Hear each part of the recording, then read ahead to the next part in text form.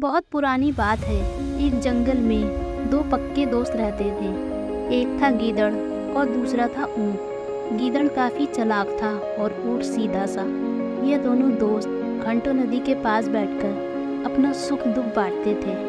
दिन गुजरते गए और उनकी दोस्ती गहरी होती गई। एक दिन किसी ने गीदड़ को बताया कि पास के खेत में पके हुए तरबूज है।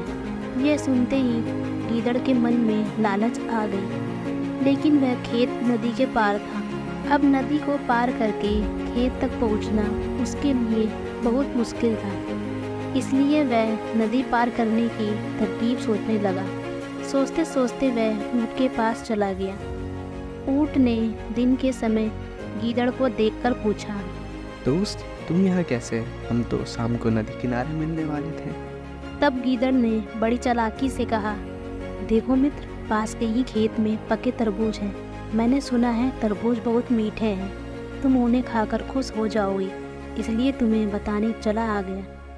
ऊँट को तरबूज काफ़ी पसंद था। वह बोला, वाह, मैं अभी उस गांव में जाता हूँ। मुझे बहुत समय से तरबूज खाए हो गए हैं।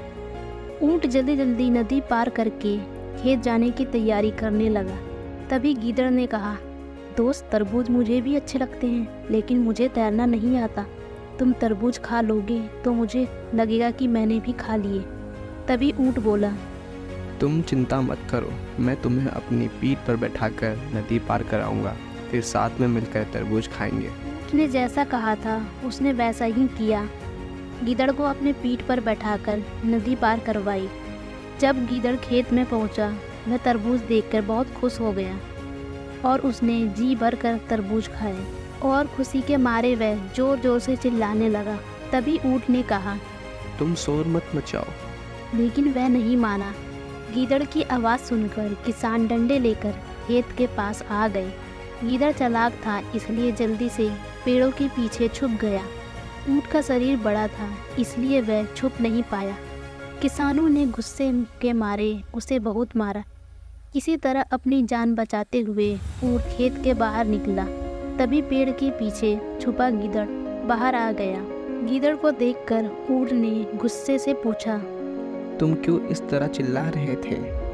गीदड़ ने कहा, मुझे खाने के बाद चिल्लाने की आदत है, तभी मेरा खाना पचता है। इस जवाब को सुनकर ऊँट को और गुस्सा आ गया। फिर भी वह चुपचाप नदी की ओर बढ़ने लगा। नदी के पास पहुंचकर उसने अपनी पीठ पर गीदड़ को बैठा लिया। इधर ऊँट को मार पड़ने से मन ही मन गीदड़ खुश हो रहा था। उधर नदी के बीच में पहुंचकर ऊँट ने नदी में डुबकी लगानी शुरू कर दी। गीदड़ डर गया और बोलने लगा, ये क्या कर रहे हो? गुस्से में ऊँट ने कहा, मुझे खाने के बाद उसे हजम करने के लिए नदी में डुबकी मारनी पड़ती है।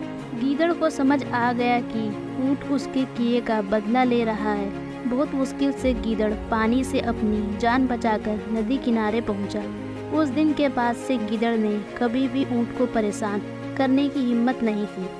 तो दोस्तों, ऊँट और गीदड़ की कहानी से हमें यह सीख मिलती है कि चालाकी नहीं करनी चाहिए। अपनी करनी खुद पर भारी पड़ सकती है। जो जैसा करता है उसके साथ वैसा ही होता है।